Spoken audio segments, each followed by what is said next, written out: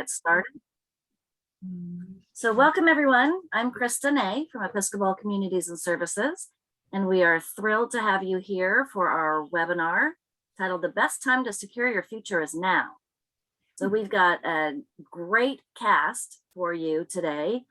Our hosts for today are our communities of Episcopal Communities and Services.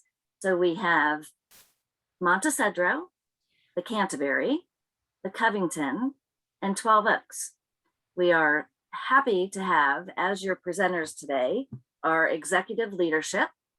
We're going to start with Charlie Raleigh, who's our CFO, and then James Rothrock, our CEO, will present, and then Terry Quigley, our COO. So you see we have the C-Suite here with you.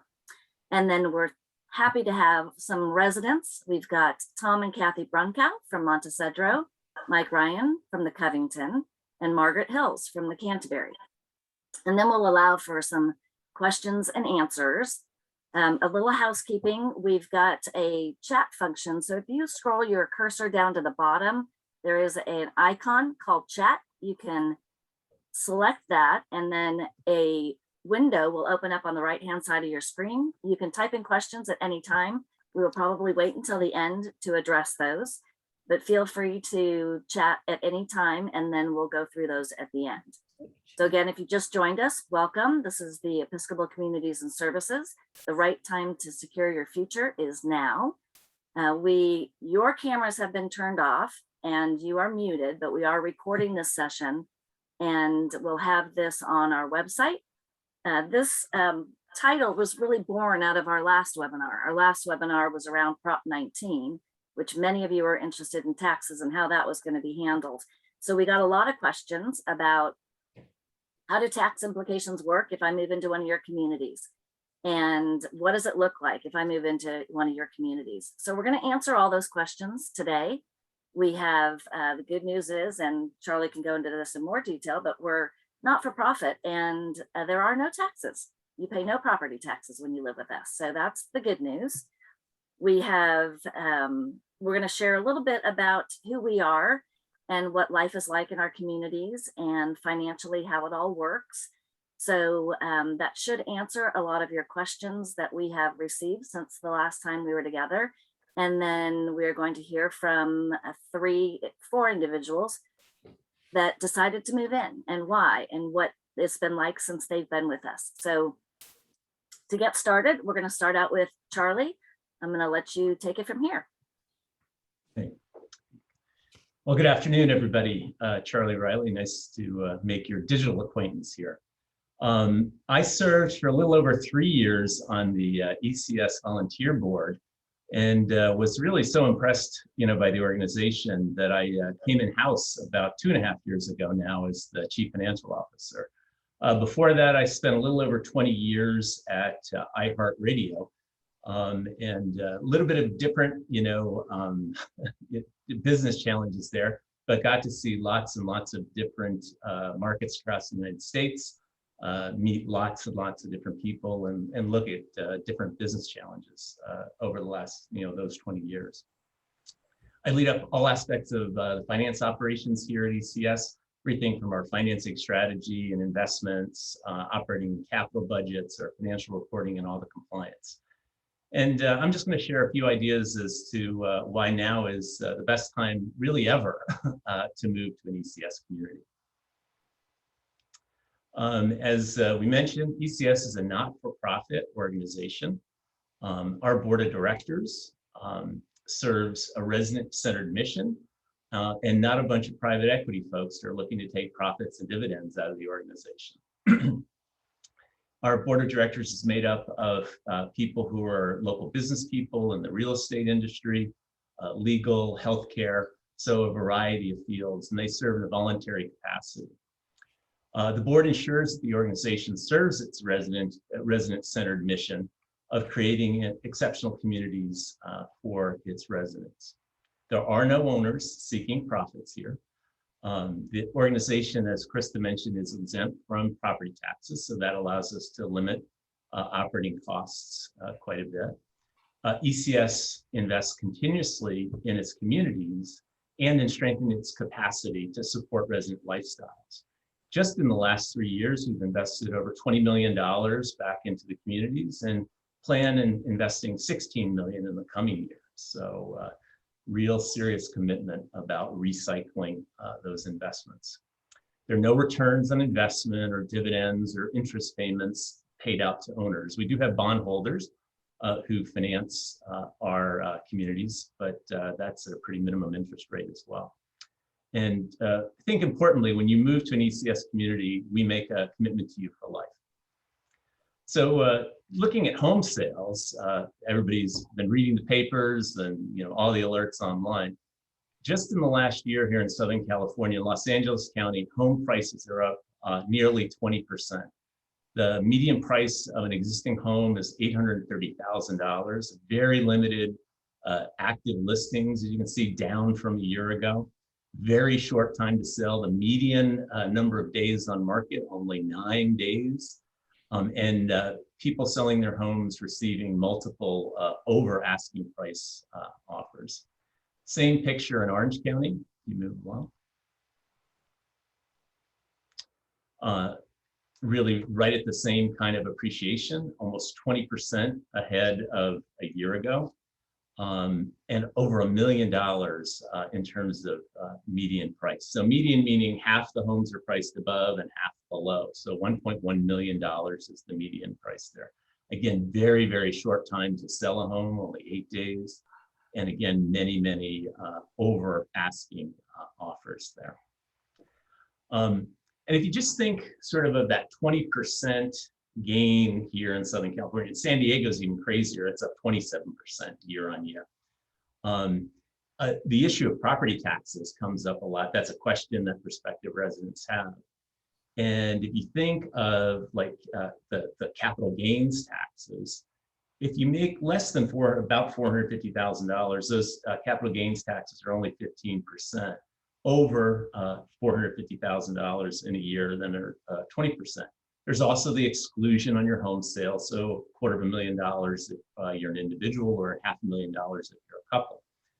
So kind of the caveman finance thinking about that is, if you just looked at the gain in your home value in the last year being up almost 20%, you take out those exclusions of the gain, and then even if there is a small, and then all of the improvements you made over your home, to your home over the lifetime of your home, probably a fairly small gain. And really the last year's appreciation will probably pay nearly all of those property taxes or capital gains taxes, and then still leave quite a bit of money left over, and probably pay for the first 2 or 3 or 4 years if you moved into an ECS community. And then lastly, I was looking at the stock market late last week. You go back sort of over our working lifetimes to the early 1980s, when this incredible bull run started. The S&P 500, not a narrow stock index of the largest US companies, is up 40 times in the last 40 years. It's doubled from where it was at that crazy COVID sell-off last March. Ends up almost 19%, although it did sell up quite, 2% today, up about 19%, so maybe 17%, so far this year, and is only about 2 to 4% off its all-time high. So I think when we put all those things together, what you really find is there's really no time better than now to be able to sell a home. You have, highly appreciated investments, lots of liquidity, and the ability to, make this move. So if you'd advance the slide. And then if you take a look at US net worth over the last, this going 70 years, going back to, the early 1950s, home values are at their highest level ever. Stock values at nearly their highest level ever, just off all-time highs. And the highest measured net worth, and the fastest, the unprecedented, you can see it's almost off the chart with regard to year-on-year change that it's increased over the last year. So we have a little bit of jargon, in the senior living world, and this question of an entrance fee, what is it and why do I pay one, comes up. And I think if you think about it, It's really just an upfront payment that's made to secure a residence. A large portion of that may be repayable depending on the type of entrance fee you choose. A portion of it is tax deductible, and we'll figure that out, based on the type of entrance fee that you choose. It might range from several $1,000s to, approaching $100,000, depending on the type of contract and type of entrance fee that you choose. ECS each year will provide you a letter explaining, what your annual deduction is for the portion of your regular fees, monthly fees that are medical expenses. And the purpose of an entrance fee is it makes overall community living a little bit more affordable because we're able to invest that and achieve a return on that. Provides greater predictability for the community. It also provides more of a community stability. Your neighbors aren't moving in and out, each month. It's more like a neighborhood and less like a hotel. It's security and peace of mind. There's a plan in place. And again, we make a commitment to everybody for life. So the two different types of entrance fees, there's a non-repayable entrance fee and then a repayable entrance fee. We break it into those two categories. And sort of people have different needs, different financial planning objectives, different charitable giving objectives, different intentions, with their heirs, their family, their estate. So the non-repayable entrance fee allows for a lower amount up front, really the lowest that we offer. And the repayable entrance fee is a higher initial amount. And then everybody pays their regular monthly fees over, the course of living in one of the communities. And the difference with the non-repayable fee is that balance declines over time through the first 3 years that you would live at a community.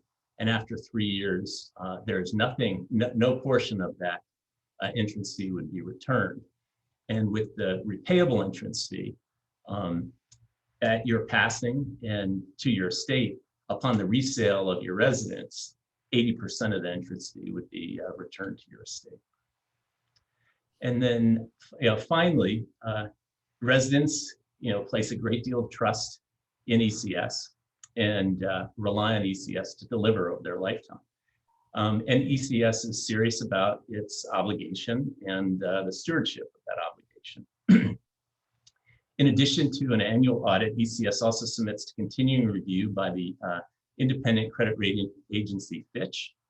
And since 2012, ECS has had an A- rating.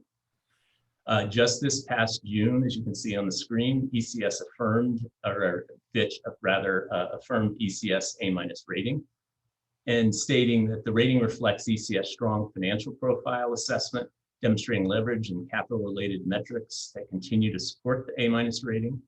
Fitch believes ECS strong leverage metrics provide the organization with the financial cushion to weather even these pandemic-related disruptions. So we sort of got a report card very recently back in June. And then if you look across the entire universe of life plan communities, only about 20% of those are even rated by one of the credit rating agencies. And then only about 25% of those are A-rated. So that if you're fortunate enough to move to an LPC that is A-rated, you're really playing in the top 5% of all senior living communities. So those are the comments I had. Thank you.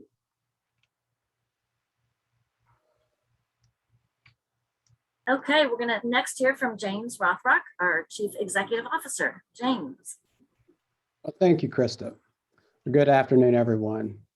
I feel so blessed to be part of an organization with a board and leadership team committed to values-based excellence. The pursuit of excellence is a journey rather than a destination. And what is excellent today will surely be different tomorrow. And that's why we believe so strongly in that not-for-profit model that Charlie spoke to. It requires that every dollar received be reinvested into the communities, buildings, and programs. No shareholders to satisfy, and success is judged by return on resident and staff satisfaction. Choosing a life plan community is a major decision. And as part of that decision process, it's important to gain an understanding of the sponsor. Episcopal Communities and Services for Seniors, ECS, is the parent sponsor of 4 retirement communities in Los Angeles and Orange counties. ECS was established in 1923 under the auspices of the Episcopal Diocese of Los Angeles. Well, today, ECS maintains a strong relationship with the diocese and is a separate not-for-profit corporation serving older adults of all faith backgrounds. ECS is governed by a highly qualified volunteer board of directors representing a wide range of backgrounds, including legal, financial, communications, as well as leadership in business, education, and church. And because the organization exists for residents, residents also serve as board members and representatives to the board. Well, our values represent what we believe and how we expect ourselves and other team members to act. We recently asked residents and staff to describe the values of the organization based on their own personal experiences. It was truly encouraging to hear residents and staff consistently describe experiences demonstrating our values in action. Those values: courage, just embracing change, challenges, and new ideas; compassion, opening our hearts to others' joy and pain; integrity, doing the right thing with honesty and transparency; respect, appreciating and honoring individuality; generosity, infusing a spirit of gratitude and philanthropy; spirituality, celebrating purpose, relationships, and the sacred; imagination, viewing the world with fresh eyes and embracing innovation; and diversity, welcoming everyone. These values have sustained this organization for nearly 100 years. Well, thank you all for taking the time today to get to know more about us, and I look forward to answering your questions later. And now we'll hear from Terry Quigley, our Chief Operating Officer. Good afternoon, everyone. Welcome. We're glad you took the time to join us today, and thank you for that. My name is Terry Quigley. I was in the financial field for about 15 years before I had the good luck and fortune to move into the senior living community and work with organizations like ECS about 25 years ago. My role is I oversee all the day-to-day operations in all our communities. And so today, I want to talk a little bit about the value of community, because for most folks, the decision isn't just about which community to move into, but it's also about why move at all. What is the value, both objectively and subjectively, to community life versus just staying at home? And I think, as you'll hear from our great residents here today who've moved into community life, that the transition was from I'm not ready, which is the most common response we get from prospective residents, to very quickly followed by I wish I'd done this sooner.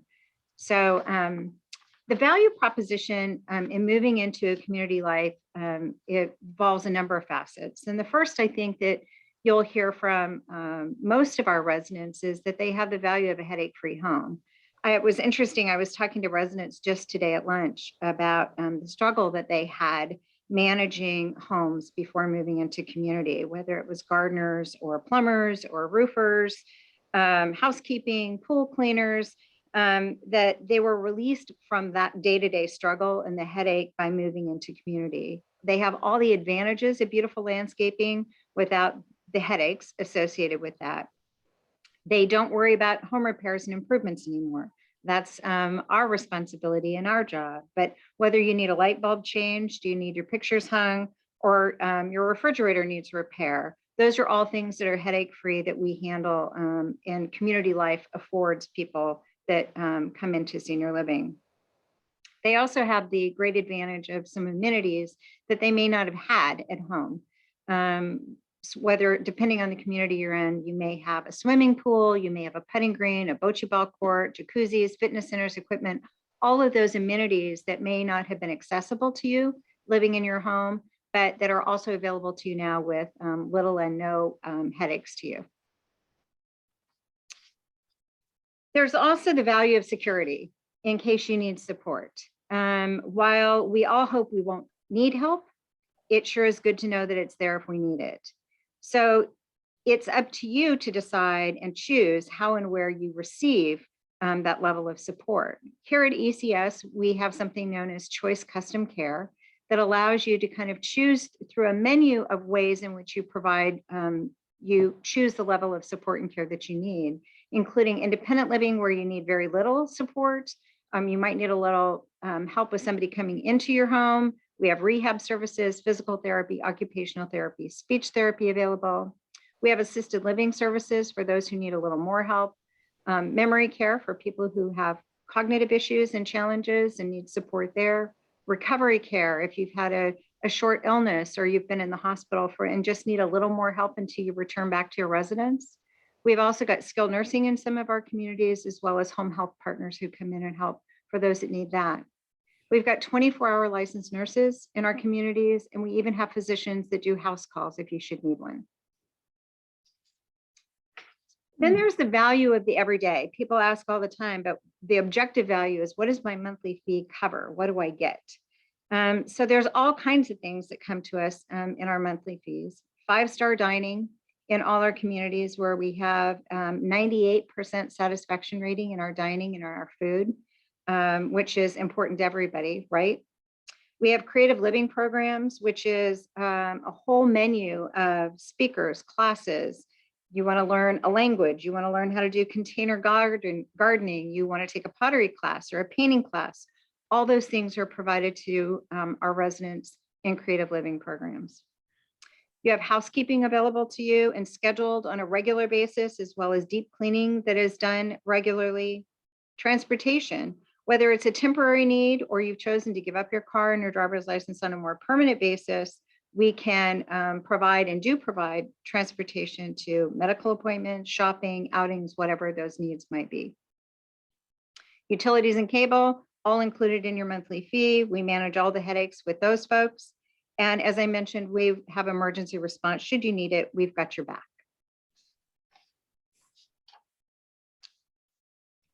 You also have the subjective value of a lifestyle that you're really designing. Things that keep people at home sometimes have in their home is sometimes a concern about a feeling of independence and control. And life plan communities allow you the freedom of choice in how you want and to control and influence the quality of your life moving forward. So I really think of it as a lifestyle that you design. Our resident committees really help us create whatever it is that our residents are looking for. The residents are, if you're a foodie, you might participate in a dining committee that determines what our menus look like and how the food is delivered to you. If you're a master gardener or you just love getting your hands dirty, we have committees for landscaping to work with our team. If you enjoy technology, we have committees that are helping us design the future for residents and with residents, whether that includes, we have a great group of folks that are testing virtual reality programs. They're beta testing telehealth platforms with us to help us determine what the best solution is for each of the opportunities with residents. If you like finance, you have input on budgets and capital spending. And if you like the creative living piece of programs and activities, you can help us deliver things such as the LA Ballet has come to our communities. We have tours of special exhibits and museums. We have backstage tours of stage productions. You can form a hiking group. You can create a putting tournament, whatever it is that makes life and your lifestyle, your design, we're here to support that. And then finally, when we really talk about the difference between community living and living at home, I think that it's important to look at kind of what residents have had to say nationally.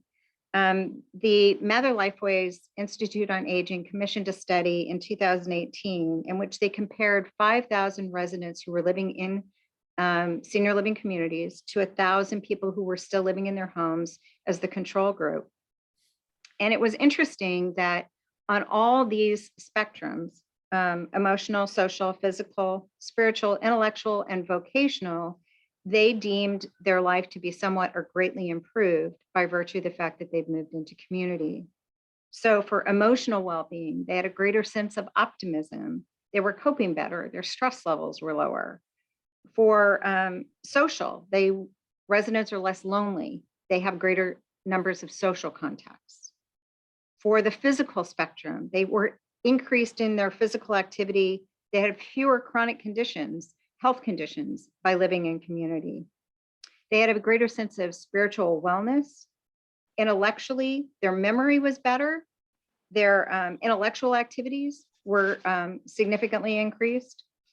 And by vocational wellness, it means a sense of purpose. They felt like they still had a calling in their life, whether that was volunteering. We have a resident who organized a partnership between one of our communities and the Boys and Girls Club to be able to support that intergenerational program.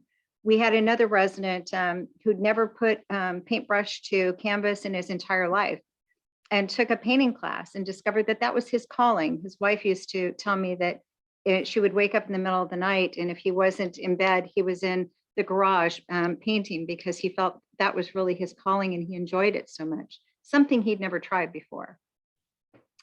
I think that when we talk about life plan communities and kind of the quality of life, I think it's also, I remember a resident who told me that living in community, he thought it added 10 years to his life because he felt cared for, he felt supported. And I think more importantly, he felt a sense of community and neighbors and friends that he never imagined needing or wanting in his life, that had extended not only the quantity of years, but the quality of years. And as the adage goes, it's not the years in your life, but the life in your years.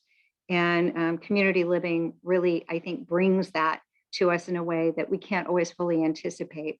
But nobody can explain it better than our residents themselves. Thank you all. So we're going to hear from our residents firsthand. And we started in order of who moved in first, because usually it was ladies go first, or, you know, how do you pick which community went first? So we went to who moved in first. And Tom and Kathy Brunkow moved in the longest time ago. Is that even a sentence? So I'm going to have Tom and Kathy take it from here. I've got some prompts on the screen for you. If you want to rearrange the order, that's fine, but go ahead and let us know when you moved in and where you're from and what you used to do and what you do now. Yeah. Why Okay. don't you go first? I had a private practice in Washington, D.C., where we lived as a clinical social worker and psychoanalyst. And I was also a mental health consultant for the U.S. Peace Corps. Those were wonderful years. I just felt very blessed by that. And I noticed when I was traveling for the Peace Corps or just our personal travels, I always had a sketchbook with me. I love to draw and paint. So I think one thing I immediately noticed our first visit here at Montecedro was the wonderful collection of original art on the walls. And immediately that said to me, this is a different kind of place.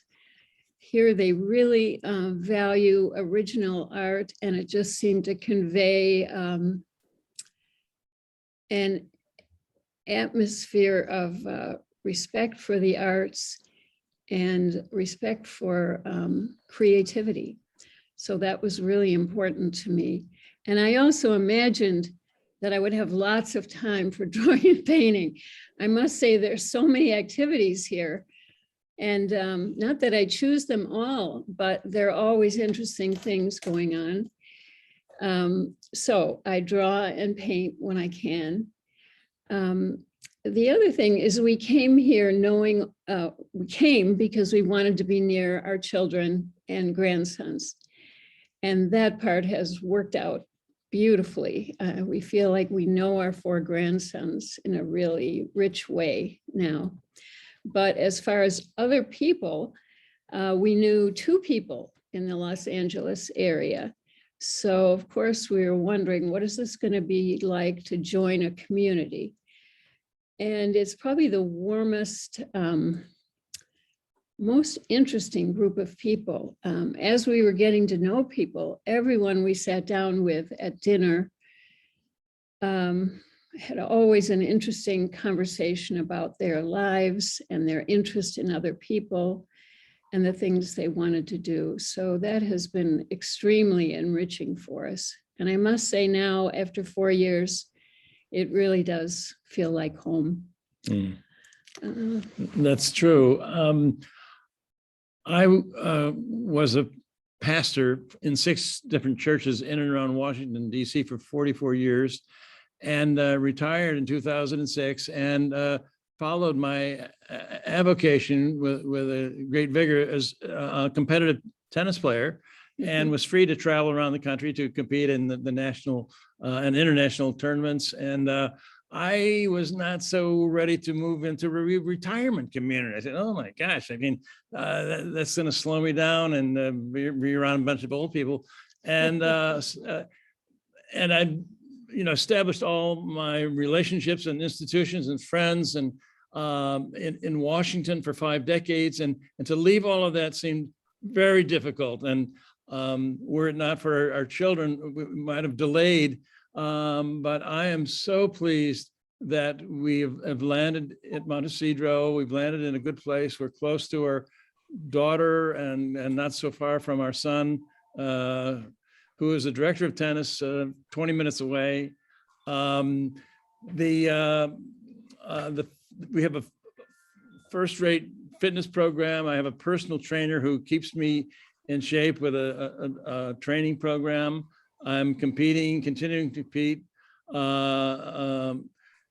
In June, my grandson and I won the National Grass Court Grandfather and Grandson Tournament in Boston. And I'm going off to Mallorca in 2 weeks for the World Championships. But I was pleased to find that I can stay in shape and at a competitive edge here with all the facilities and the trainer and the encouragement of residents who are cheering for me when I go off, and that's fun. Maybe we've taken up all of our time. I just wanted to mention one thing about what happens, the quality of life here. We are happy to invite a friend of ours who lived in Utah.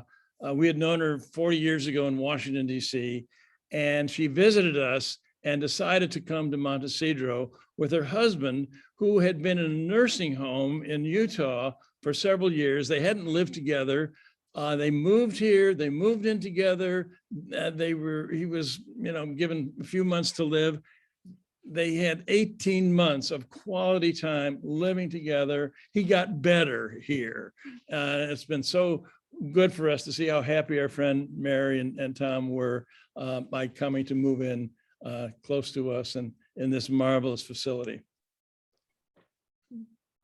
That's a great story. Thank you very much. And as you can see, many say or feel like when you move in to one of our communities that they lock the key behind you and keep you in the facility. But clearly, life just opens up when you move in. And you'll hear that as well from our next resident, Mike Ryan from the Covington. And before, I failed to say this at the beginning of the presentation, but so if you go back and you listen to or watch the recording, all the pictures that are on these slides are our actual residents and they are our actual pictures. So there is no stock photography in any of this, but and I should have said that so you paid attention at the beginning. I apologize. So Mike is our next longest term resident that's on this panel today, and he moved into the Covington in April of 2019. So Mike, want to share your story with us? Sure, Krista. Keep to the same format, I guess. I was a United States Marine for 31 years, and I was a fighter pilot and commanded both aviation units and infantry units during my time in the Marine Corps. When I left the Marine Corps, retired, I went to work as the executive vice president for Rolls-Royce in North America, managing government business for our company, both in Canada and in the United States. After 10 years there, I associated myself with a government relations firm on Capitol Hill in Washington, D.C., the Livingston Group, and did that for 4 years. My wife and I moved here for one reason. Her health was becoming a challenge a bit, and we could come out here, and our son lives about 4 to 5 miles away from here. And he and his wife had committed to looking after his mother should I pass away and she'd be left alone. As it turns out, that didn't happen. My wife passed away just a few months after we arrived here, and from an accident and an illness. And it was interesting because at the time, I'm 75 now, I was 74. I still play golf, play tennis, I really lead an active life. And I thought, well, maybe I'll just move out. I mean, the primary reason for me coming here no longer existed. And I started really going through a list of what I would be doing if I wasn't living at the Covington. And it didn't take very long to realize that the list that many people have, certainly Terry mentioned a lot of things about, and Charlie, this is a stress-free environment. You don't do anything you don't want to do. And I've taken to traveling quite a bit. And I have, in addition to my son here, I have a daughter in Colorado and a daughter in outside of Boston.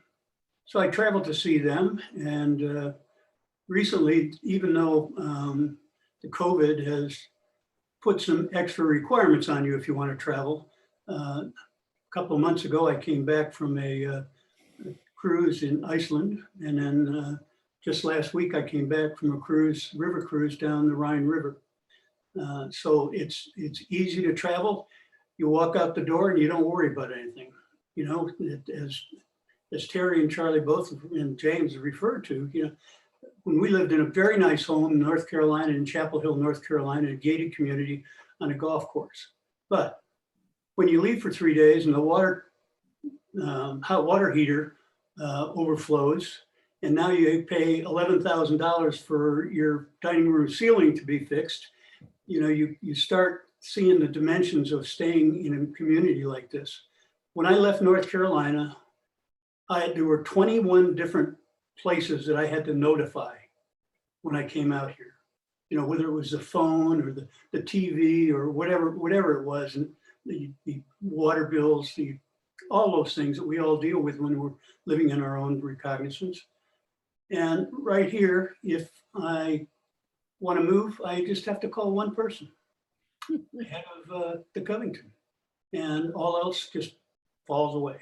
So I encourage people that are considering it to do a couple things. First of all, my recommendation is you not even consider a for-profit. For-profit, in my experience, means that if you run out of resources, then you run out of a place to live. And the Covington and ECS, that'll never happen to you.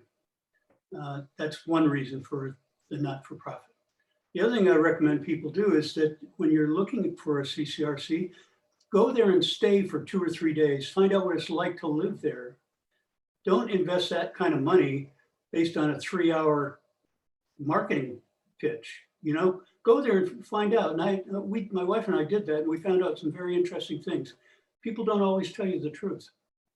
Or maybe they're not lying to you, but maybe they're just misunderstand things. But you find out a lot by just living here. And you find out also about the surrounding communities. We live in Aliso Viejo. Aliso Viejo was incorporated 35 years ago. The streets are wide, there's bike paths all over. The green spaces are especially beautifully cared for. And that makes a difference to you too, because you don't want to always live your life just inside the gates of the community. So I've made a conscious decision well over a year ago now that I'm not leaving any place. I'm going to stay right here. This will be it for me. I enjoy it very much. The people you meet are great. And a good example, we have 80, 90, 100-year-old people here. If you look at the 25-year-old people, men and women that serve us, our dinners and things like that, the genuine care that they care about the residents, and it's not what they talk about, it's just watch them and see how they treat the residents. It's a It's a beautiful thing. It gives you new faith in some of the younger generation. And I'll stop with that, Krista. Thank you, Mike. I appreciate it. And, my fourth piece of advice to add on to Mike is talk to the residents, because, the sales and marketing folks, which I'm one of them, we don't know what it's like to live there, but you all and the residents do. So I would say that if any of you are considering it, please, we will set you up to have private sessions with our residents, because they can tell you what life is really like. And to share what life is like in such a short amount of time, Margaret, I'm going to ask you some questions. And Jason, if you're there, I need you to unmute Margaret, or maybe I can do that. Let's see. Okay, we've got you unmuted, Margaret. So Margaret moved into the Canterbury September 1st of this year. So she is all of 28 days in to the program. That's right. And Margaret, where are you from? Yeah.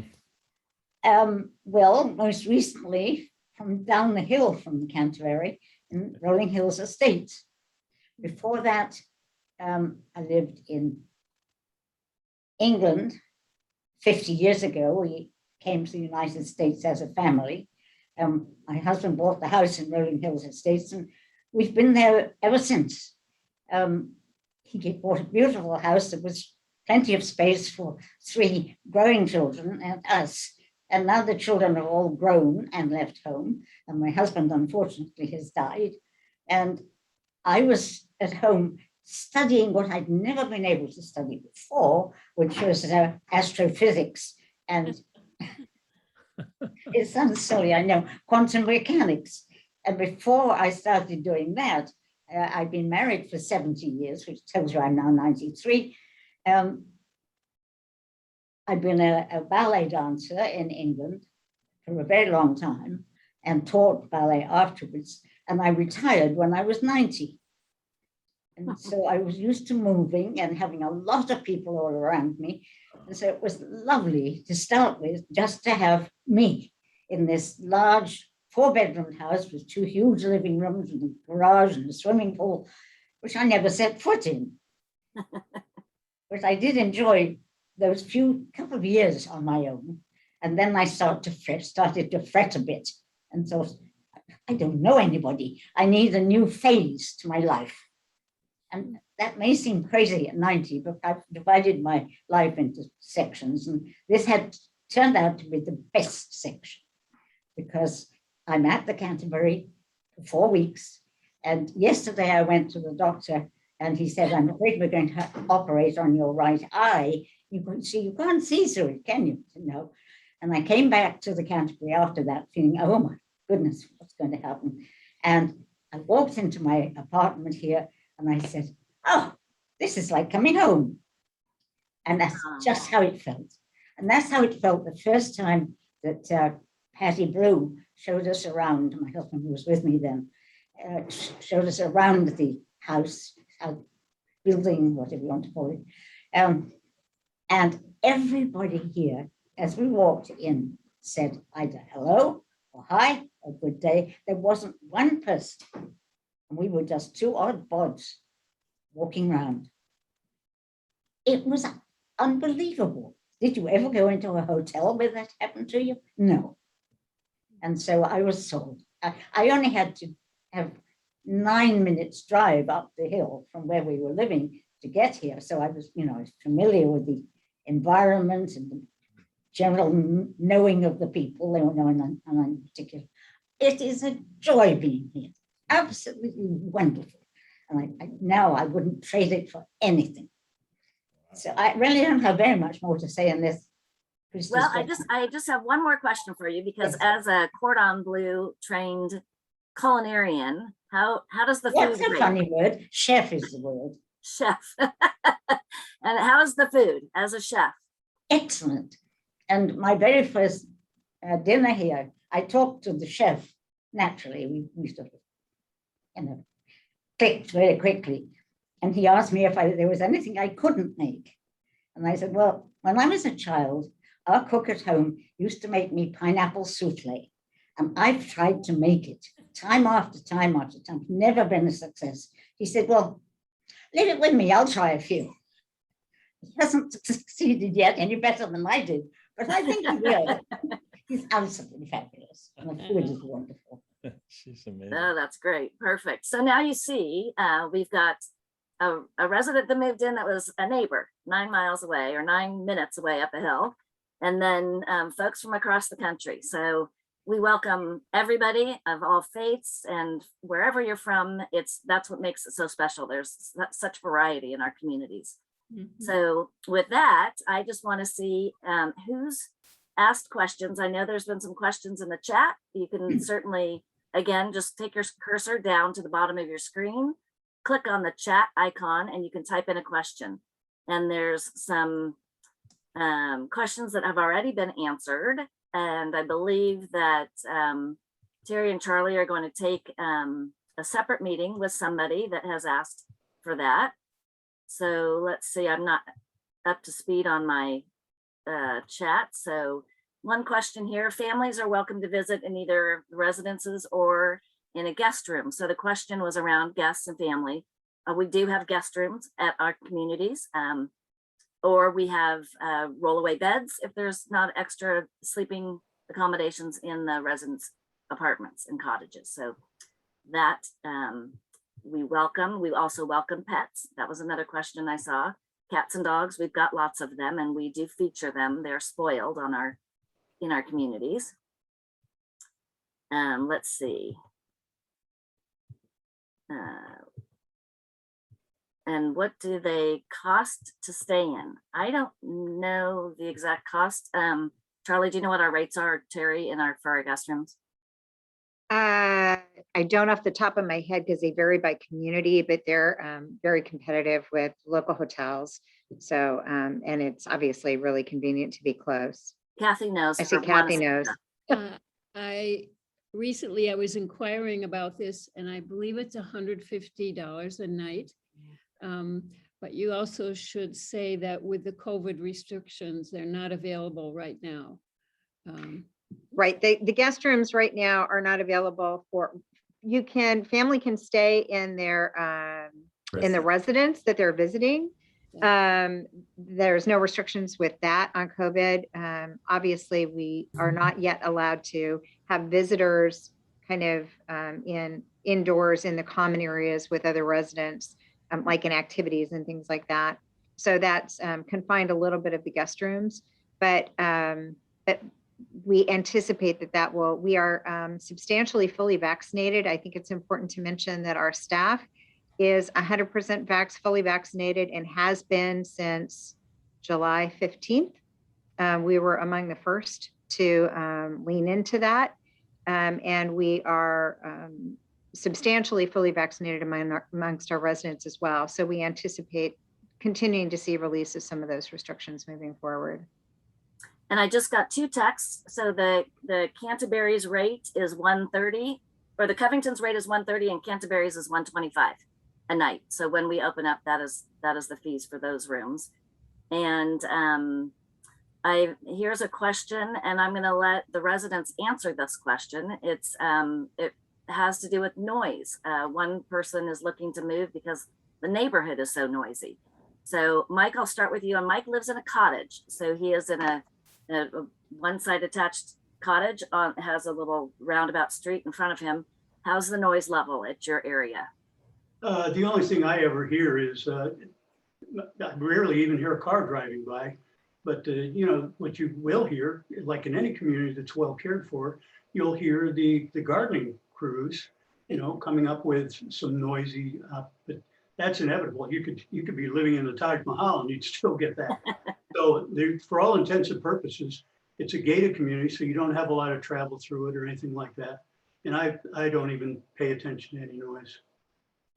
And Tom and Kathy, you have any issues with noise? Yeah. The same is true, just the leaf blowers occasionally cleaning out the gardens.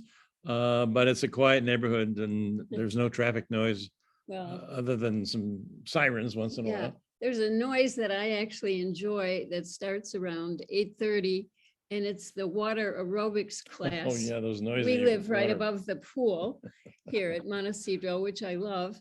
And Caesar, our great exercise director has fun music, and so we hear some of that, but I have to say I don't mind it. Kind of a sign of life. Yes, there you go. Time to get up is what Yeah, it time means. to get up. That's so.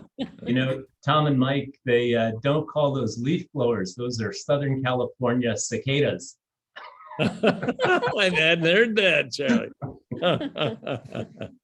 And We all live here's, with them. here's a question I'll have Terry you answer. It says, is 12 Oaks part of the ECS team? And is it possible to move from one ECS place into memory care at another? Yes, and 12 Oaks is the newest member of the ECS family. We affiliated with 12 Oaks in June of 2020, I believe.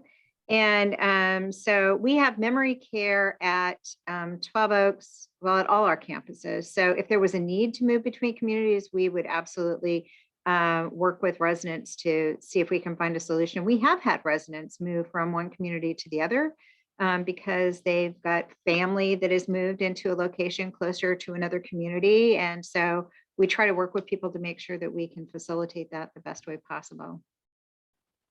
Great, and I'll have you answer this one too. I'll chime in. There's the person that's concerned about noise was also asking how the noise is between the residences. And I will say that at the Covington, I was the executive director for 3 years and did not have one complaint. So if that helps answer the question, and Terry, I don't know if you can speak for Canterbury and Montecedro. That's Well, I true. think- in Montecedro. Yeah, I was going to say, I think the residents can speak to that probably better as well as I can. Although I have lived in at the Covington for 3 months when I started working with ECS, and can tell you it's actually very quiet, both if you've got neighbors above or below you or sharing walls, it really hasn't been an issue. But Okay, and I'm gonna put this one back at you too. So the question is, what is the differences between the 3 communities? They are very different, and they were saying they attract different people. Do you want to speak to maybe, you know, as we heard from Tom and Kathy about the art, there is Montecedro is a live art.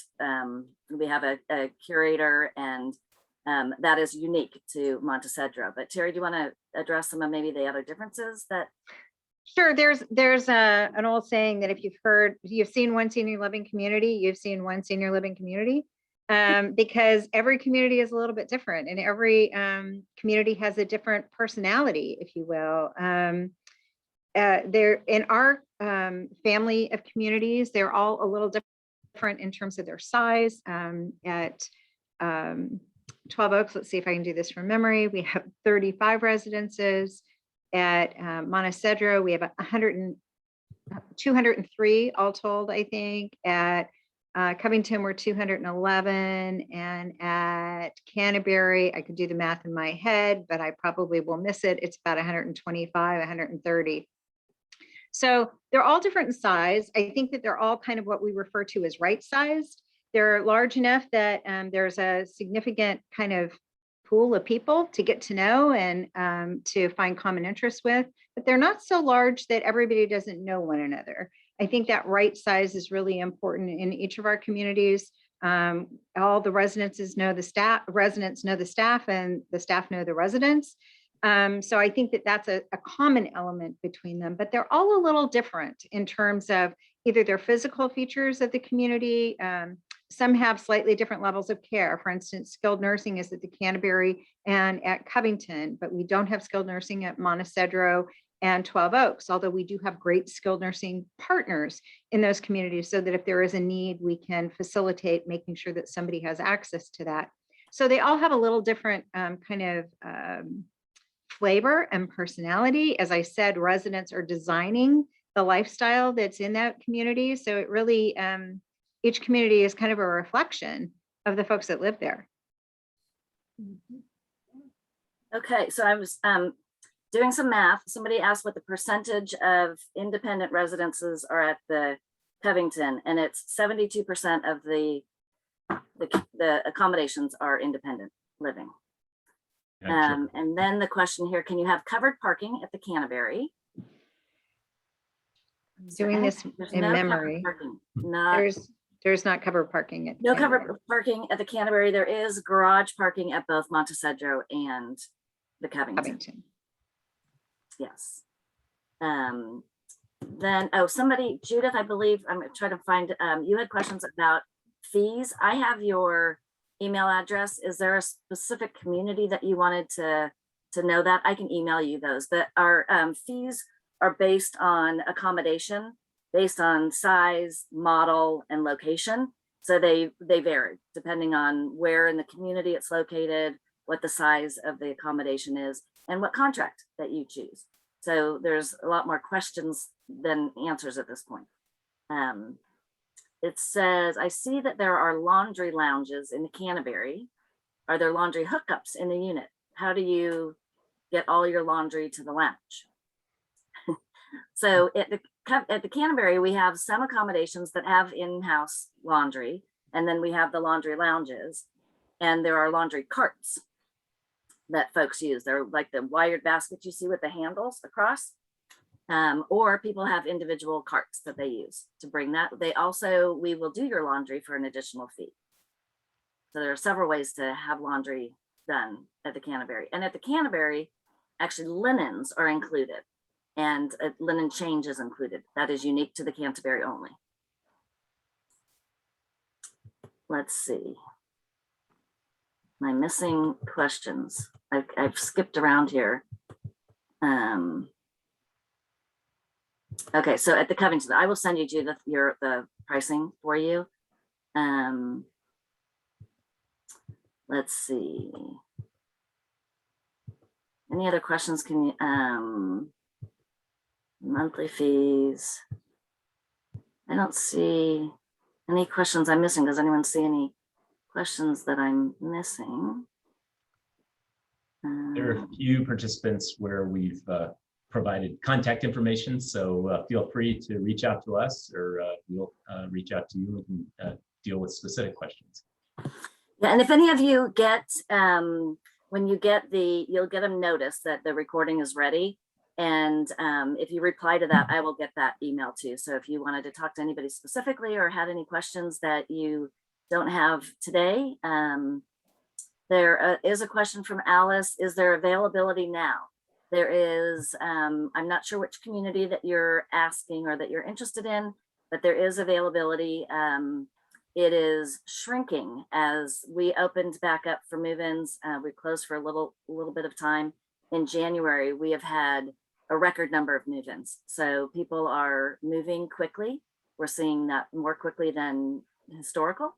So Yeah, if you're interested, I would. Just over the Come on summer, about two dozen new residents have moved in, and there's a list of another dozen, beyond that. So, And that's since our fiscal year is July 1.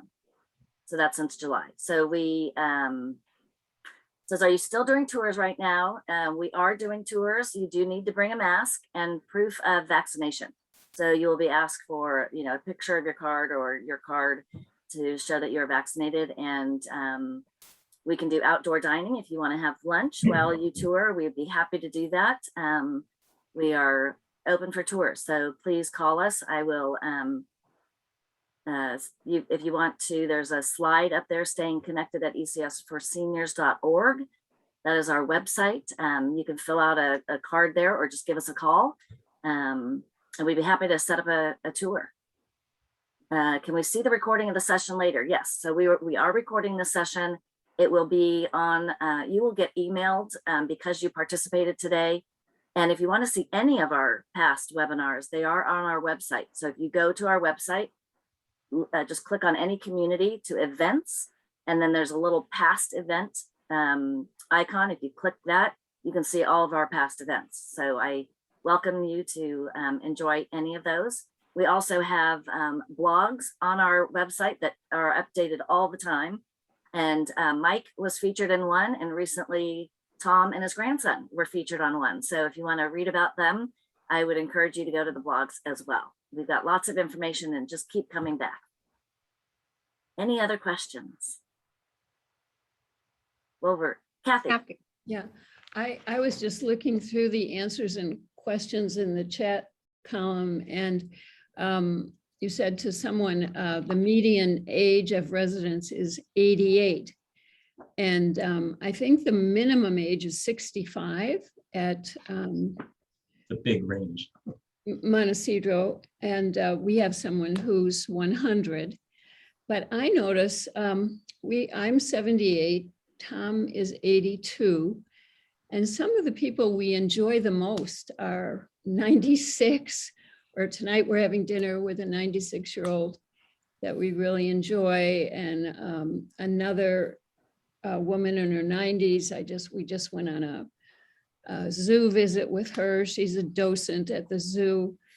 I mean, it's the most fascinating group of older people that I have met. And of course, there are some people who are quite limited by health issues, but that's true for people younger than we are as well. So it's just quite a range. I find it very impressive. And Margaret shared with us, she's over 90, so who wouldn't want to have dinner with Margaret? She's so fun. Yes, exactly. I'm impressed. I mean, there are people, you're right, all ages that move in, from late 60s to people moving at 95. And you think, oh my gosh, at 95, but there's some of the most active and bringing, we have a 95-year-old at the Covington right now who is very active in the community and starting programs and running fundraisers, all sorts of things. So age really is just a number, but you do have to be over 60. Yeah. So any other questions? We're right at 3 o'clock.